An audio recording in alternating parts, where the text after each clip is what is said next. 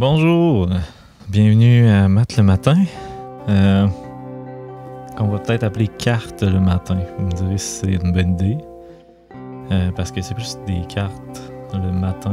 2 fois Math dans Math le matin, ça devient un peu beaucoup trop de maths.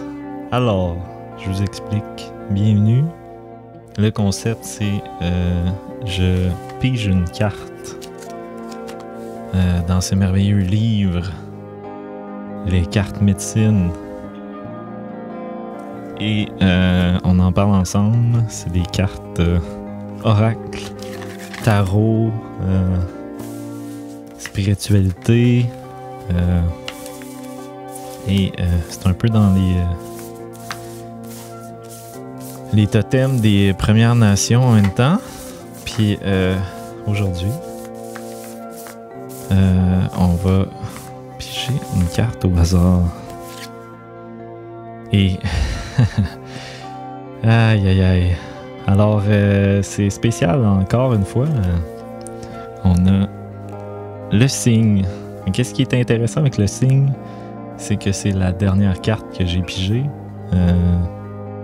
la semaine passée avec mes enfants. Des fois on lit ça le soir. Vous pouvez liker la vidéo, vous abonner, commenter. Je suis très ouvert à faire des lectures pour ceux qui se manifestent. Et sans plus attendre, on va lire le signe numéro 39.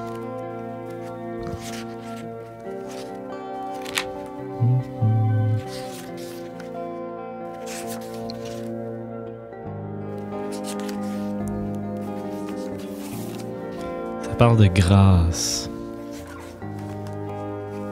Signe, puissance au féminin qui pénètre dans l'espace sacré.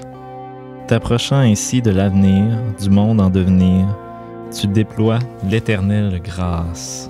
Ça parle de grâce. Le petit signe s'envole dans l'espace du rêve à la recherche de l'avenir. Il se repose un moment dans la fraîcheur de l'étang, cherchant une façon de trouver la porte qui l'y mènera. Cherche la porte qui mènera vers la fraîcheur de l'étang. Il recherche l'avenir. Cet arrêt marque un temps de confusion pour le signe, puisqu'il sait que c'est par accident qu'il vient d'entrer dans cet espace du rêve. C'est un accident. C'est son premier envol, tout à fait seul, et le paysage de l'espace du rêve l'étonne.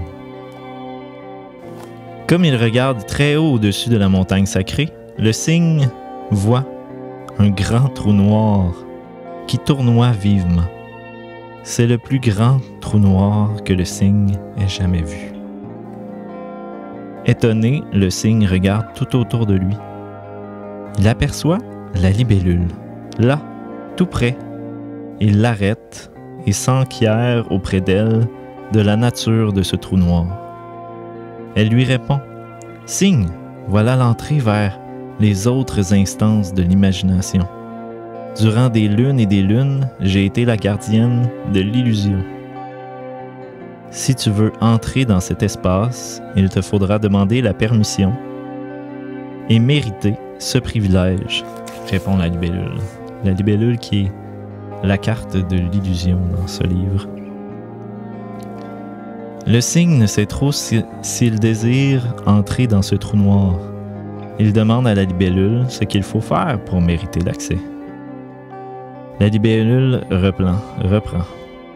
Tu dois être prêt à accepter tout ce que l'avenir te réserve, tel que cela se présente, sans tenter de changer le plan du grand esprit.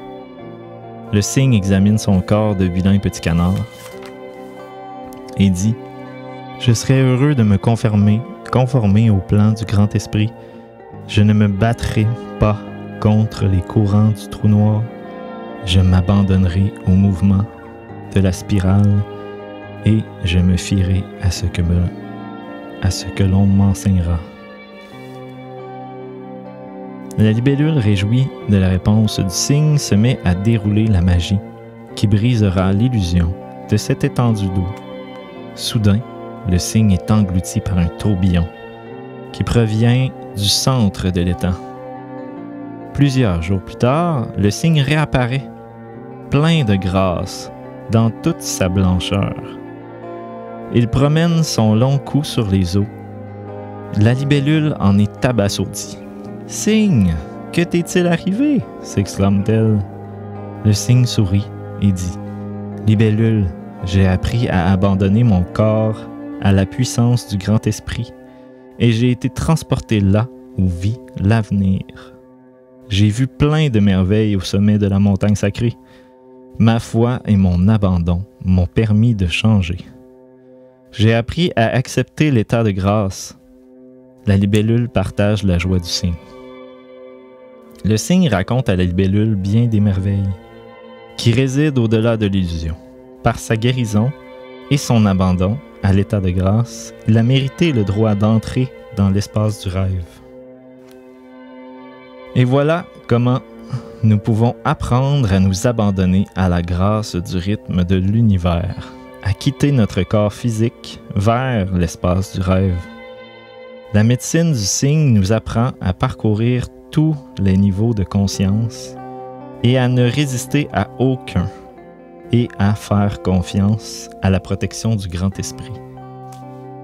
Si vous avez tiré le cygne, vous entrerez dans une période marquée par des états modifiés de conscience, ainsi que par le développement des possibilités intuitives. Les adeptes du cygne ont la capacité de voir l'avenir, de s'abandonner à la puissance du grand esprit et d'accepter les guérisons et les transformations qui s'opèrent dans leur vie. La carte du cygne vous recommande d'accepter votre habileté de percevoir ce qui s'en vient.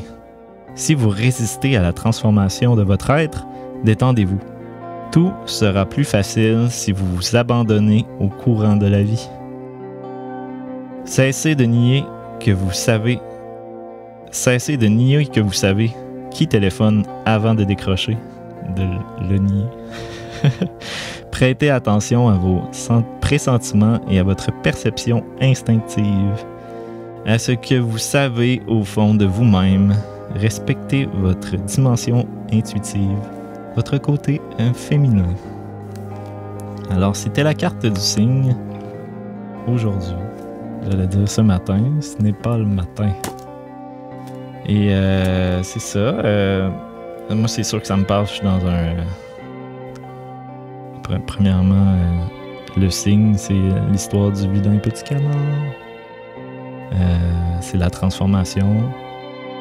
C'est penser qu'on était quelque chose, mais en fait, dans l'abandon, puis dans la persévérance, on se rend compte qu'on peut devenir grand et beau. Beau et belle, bien sûr. Et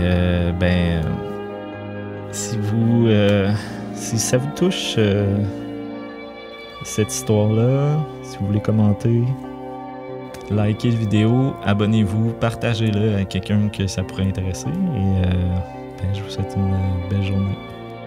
Bye bye.